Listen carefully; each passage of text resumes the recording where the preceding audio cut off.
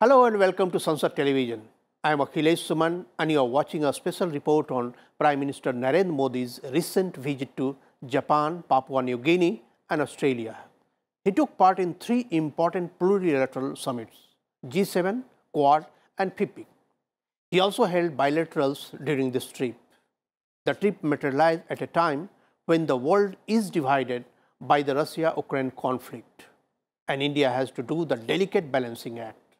So let's watch this report to see how Prime Minister Narendra Modi displayed flair and statesmanship to push the agenda of global peace, cooperation and development.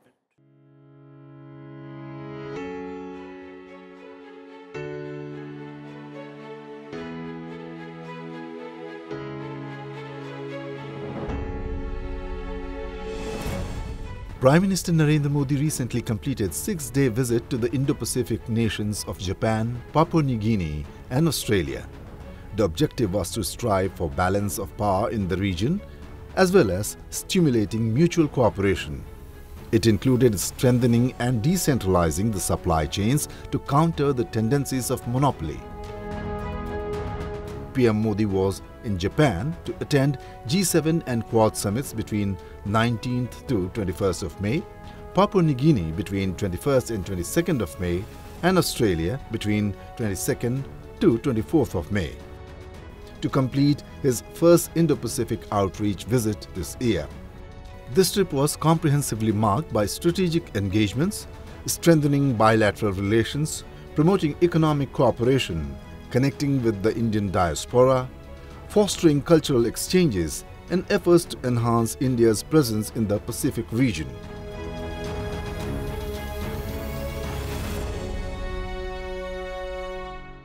Strategic technologies, reliable supply chain, health security, maritime security, counter-terrorism जैसे महत्वपूर्ण क्षेत्रों में हमारा सकारात्मक सहयोग बढ़ रहा है.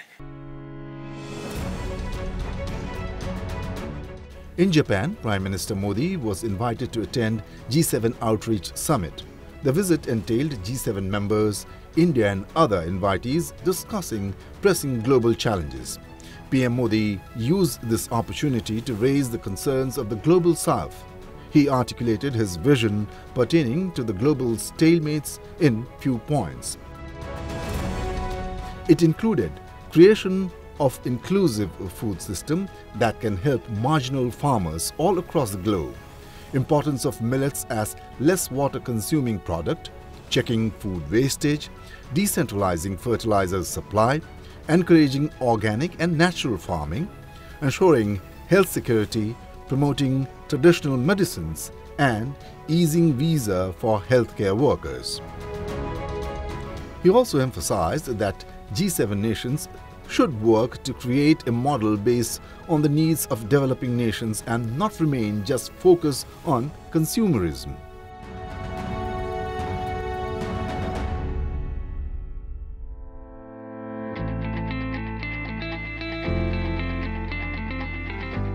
PM Modi also stressed on the lifestyle changes and strengthening of institutions like International Solar Alliance to address the climate change. In the past, these issues hardly got traction in the G7 meetings. Prime Minister also urged the leaders to ensure that the global financial systems remain healthy and productive. He made successful interventions in the 3 sessions of the outreach meetings. The summit concluded with the G7 nations, along with the invitees, issuing a communique called Hiroshima Action Statement for Resilient Global Food Security. The communique reflected many concerns raised by the Prime Minister. Through these interventions made in the summit, PM Modi emerged as a leading voice of the poor and the developing countries.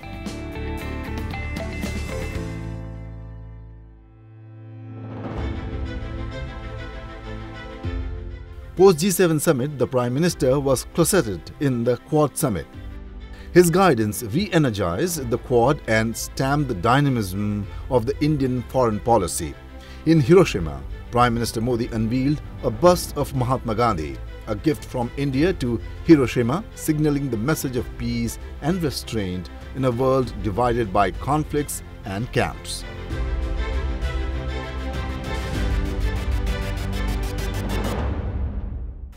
Quad समूह Indo Pacific में शांति, स्थिरता और समृद्धि सुनिश्चित करने के लिए एक महत्वपूर्ण प्लेटफॉर्म के रूप में स्थापित हुई है।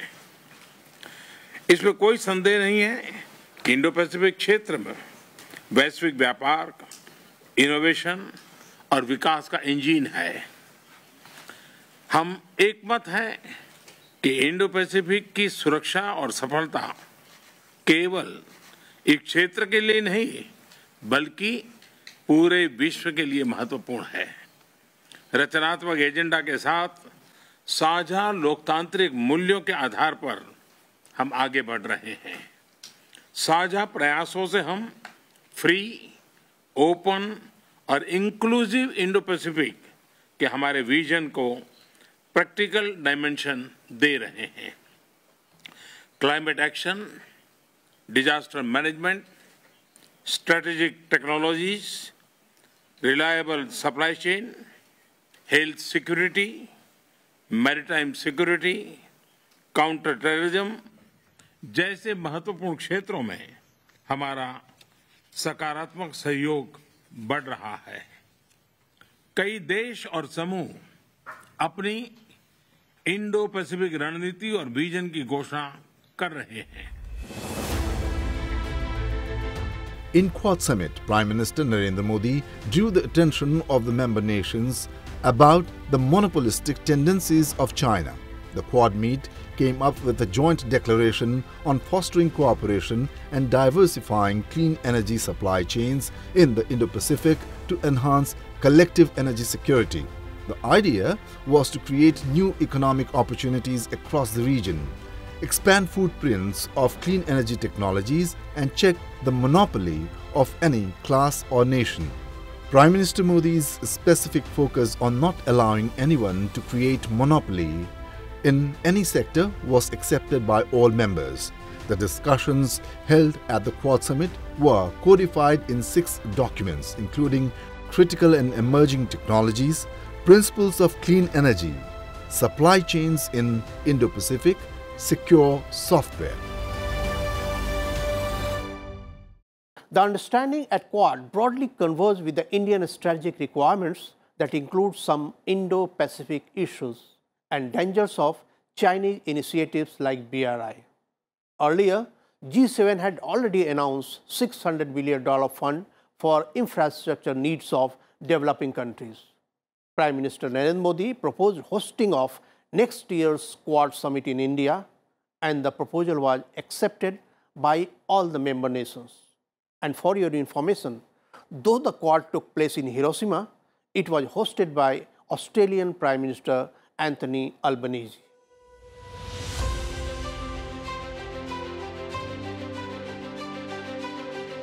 In Japan's 3-day trip, Prime Minister Narendra Modi took part in bilateral meetings with leaders like Ukraine President Volodymyr Zelensky.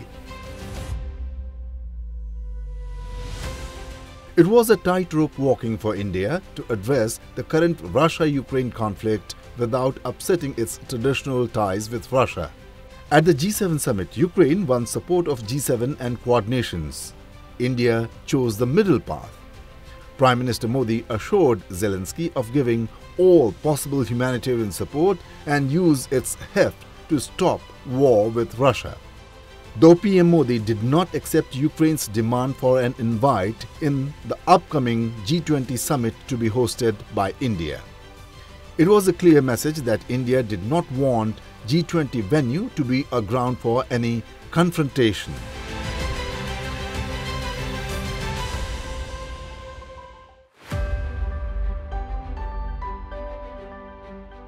In Hiroshima, Prime Minister Narendra Modi also met British Prime Minister Rishi Sunak.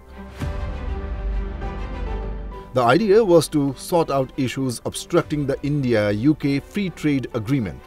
Prime Minister Modi also met Japan's Prime Minister Fumio Kishida to synergize the G7 and G20 agenda. His meeting with Brazil's President Lula da Silva too grabbed the headlines. He also utilized the Hiroshima visit to review the ongoing projects with the French President Emmanuel Macron, President of South Korea Yoon Suk Yeol, and Prime Minister of Vietnam Pham Minh Chinh. PM Modi's focus in these meetings revolved around harnessing the synergies to promote India's strategic interests in the Indo-Pacific region. Excellency G7 की शानदार योजना के लिए, आयोजन के लिए मैं आपको हृदय से बहुत बहुत बधाई देता हूं और आपने G7 समिट में भारत को निमंत्रित किया, इसके लिए भी मैं आपका बहुत बहुत आभारी हूं।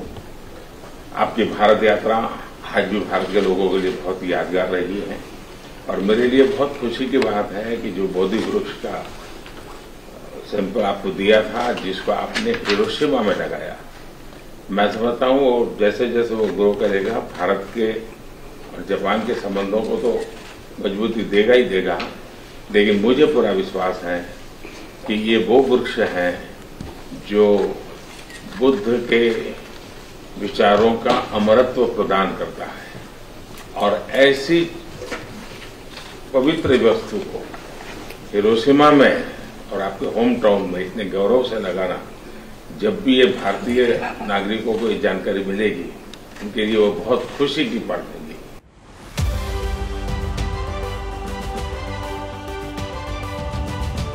Prime Minister Narendra Modi's next destination was Papua New Guinea, where he was conferred the highest civilian award of the island nation, Grand Companion of the Order of Logohu. The award was presented in a special ceremony by Sir Bob Daddy, Governor General of Papua New Guinea.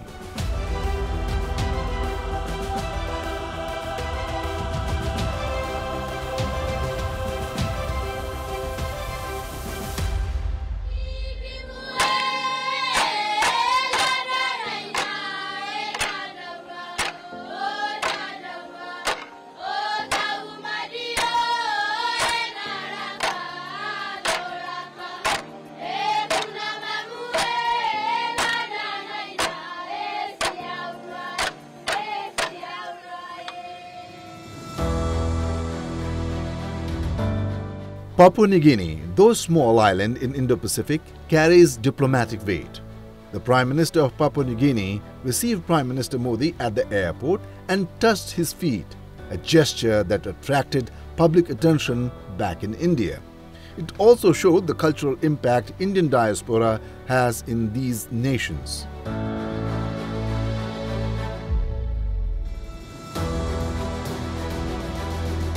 As per rough estimate, around 3,000 Indians are living in Papua New Guinea, which is situated at strategic location in the north of Australia.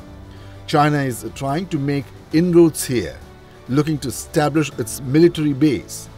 It is vehemently opposed by the local residents. This gives ample window to India to enhance influence among the Pacific communities through its diaspora and diplomatic maneuvers. Papua New Guinea is blessed with many natural resources: crude oil, gold, cocoa, coffee and copper ore. India stands a good chance to become a partner in progress with the nation. Bharat इस चुनौतीपूर्ण समय में अपने Pacific island मित्रों से कंधा मिलाकर खड़ा रहा। भारत में बनी वैक्सीन हो या जरूरत की दवाइयां, गेहूं हो या चीनी, भारत अपनी क्षमताओं के अनुरूप सभी साथी देशों की मदद करता रहा। एक्सेलेंसीज, जैसा मैंने पहले भी कहा है, मेरे लिए आप लार्ज ओशन कंट्रीज है, स्मॉल आइलैंड स्टेट्स नहीं। आपका यह महासागर ही भारत को आपके साथ जोड़ता है। Prime Minister Modi also participated in FIPIC summit consisting of 14 heads of the state of these island nations. India is a major vaccine supplier of these countries under Vaccine Maitri outreach. The outreach was a major booster to India's diplomatic initiative, specifically handled by the Prime Minister.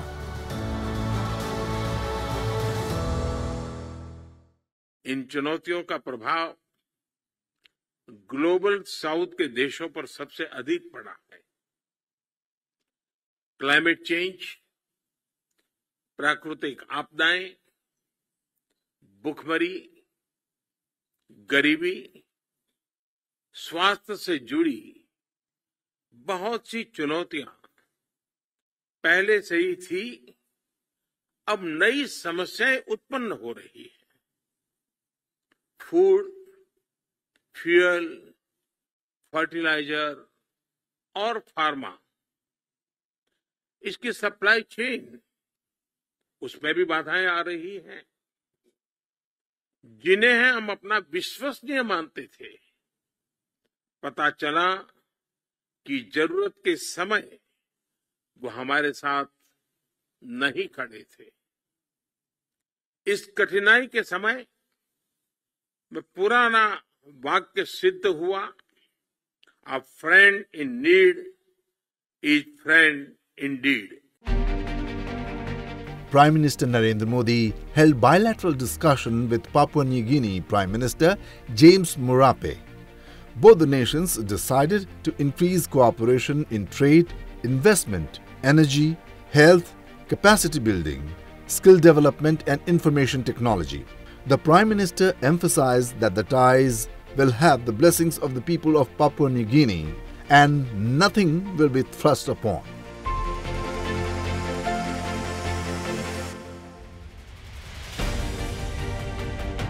In a major boost to the cultural connect, Prime Minister Narendra Modi also launched a translation of Tamil classic Thirukkural, the Tokpisin language of Papua New Guinea.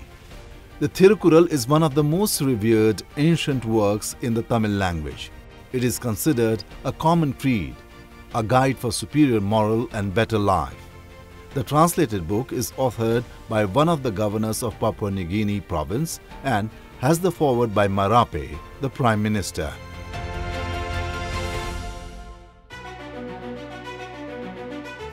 Prime Minister Narendra Modi announced a 12-step action plan to strengthen the India-PIC partnership. This includes 100-bed regional super speciality hospital in Fiji, setting up of a regional IT and cybersecurity training hub in Papua New Guinea, Sagar Amrit scholarships, 1,000 scholarships spread over the next 5 years, Jaipur Food Camp in Papua New Guinea in 2023, annual organizations of 2 camps in various Pacific nations, FIPIC SME Development Project, solarization project for government buildings, desalinization units for drinking water, providing sea ambulances, setting up of dialysis units, setting up of 24/7 emergency helpline, setting up of Jan Aushadhi Kendra and yoga centers. The Prime Minister also met alumni of the Indian Technical and Economic Cooperation. The delegation included senior government officials, leading professionals and community leaders from various PIC nations. These trained professionals play a huge role in enhancing India's soft power in their countries. Since the last FIPIC summit in 2015, India has trained around 1,000 officials in this region. India has loaned its expert on long-term deputation to the agencies working in these countries. The idea is to assist and push the economic sector of FIPIC nations.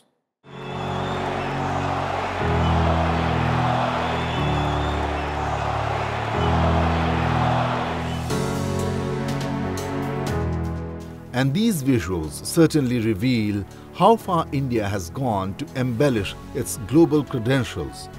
The stage was set by the Australian Prime Minister Anthony Albanese, and the Indian diaspora in Sydney provided a perfect background.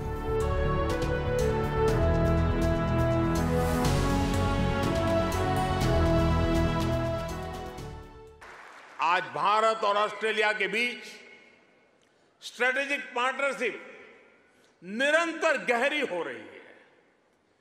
हाल में ही हमने economic cooperation और trade agreement ECTA एकता sign किया है। अनुमान है इससे दोनों के बीच ट्रेड अगले 5 वर्ष में 2 गुने से अधिक हो जाएगा। अब हम कॉम्प्रिहेंसिव इकोनॉमिक कोऑपरेशन एग्रीमेंट पर काम कर रहे हैं। हम रिजिलिएंट और रिलायबल सप्लाई चेन्स का निर्माण कर रहे हैं। इससे दोनों देशों के बिजनेस को बल मिलेगा ही, दुनिया को भी नया विश्वास मिलेगा। Diaspora diplomacy is a robust initiative taken by the Indian Prime Minister. As a foreign policy tool, it is proffering a huge dividend. The presence of the heads of state of the host nations in such gatherings further enhances the bilateral ties. The gathering in Sydney on May 23rd was a roaring success. The Indian diaspora, consisting of students, professionals and business persons, turned out in full strength. The gathering also witnessed the presence of ministers, members of parliament and other dignitaries from Australia.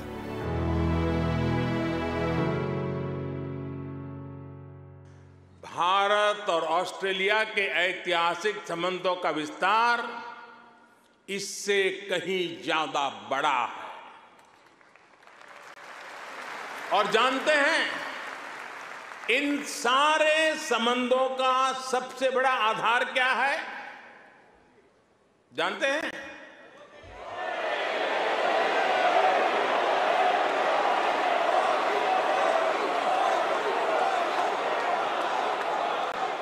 जी नहीं, सबसे बड़ा आधार है mutual trust और mutual respect.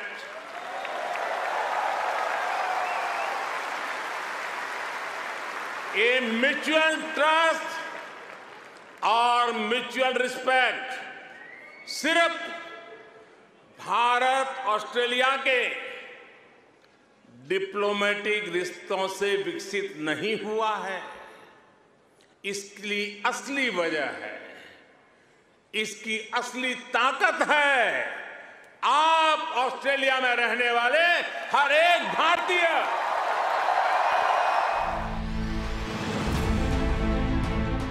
The foundation stone for Little India was unveiled by both the Prime Ministers in Harris Park in Parramatta, Western Sydney, home to a large Indian community. Such steps strengthen cultural connect between the two nations.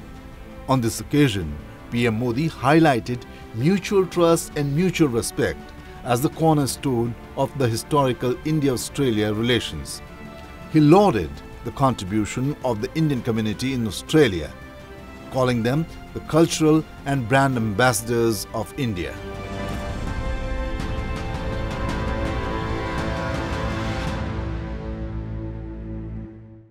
Prime Minister Narendra Modi outlined India's growing achievements on a global scale and said that India's story is increasingly attracting global audience. He also highlighted the deepening engagement between India and Australia and said that soon an Indian consulate would be open in Brisbane. Though he also raised concern regarding the attacks on Indian temples in Australia. PM Modi also had a bilateral meeting with Australian Prime Minister Albanese to boost the multifaceted, comprehensive strategic partnership. The premiers decided to scale up cooperation in the areas of defense, security, trade, investment, new and renewable energy, green hydrogen, critical minerals, education, migration, mobility, and people-to-people ties. To facilitate legal migration, an India-Australia Migration and Mobility Partnership Agreement was also signed. Australia also created a new skilled pathway named MATES, the Mobility Arrangement for Talented Early Professionals scheme specifically for India. Terms of reference of the India-Australia Hydrogen Task Force was also created on the occasion. Bharat Australia सहयोग global south की प्रगति में भी लाभकारी हो सकते हैं। वसुधैव कुटुंबकम की भारतीय परंपरा जो पूरी दुनिया को एक परिवार के रूप में देखती है, भारत की G20 प्रेसिडेंसी का मूल मंत्र है। G20 में हमारे इनिशिएटिव्स पर ऑस्ट्रेलिया के समर्थन के लिए मैं प्रधानमंत्री अल्बनीज़ी का हृदय से धन्यवाद देता हूं। The successful visit of the Indian Prime Minister to Australia is seen as a meeting of minds. Both the leaders agreed to work on a coordinated strategy in the Indo-Pacific region, a rule-based international order, and reforms in the UN Security Council. So we now unspool the visual graph pertaining to the Prime Minister's itinerary. From Hiroshima to Sydney, the majestic response of the Indian diaspora, PM Modi's articulation of the rise of a new India and its blistering arrival on the global stage. He endorsed and appreciated the robust role played by the NRIs and PIOs in promoting Brand India, its heritage and traditions, and leveraging economic and technological heft to foster growth back in India. He also flagged the role of the diaspora in helping India leverage its diplomatic objectives.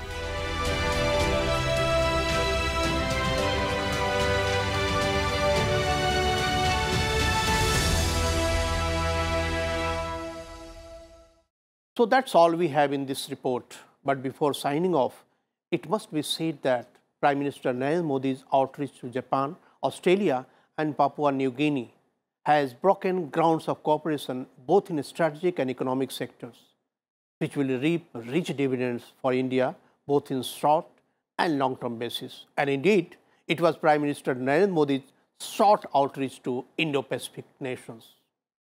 So thank you for watching the special report.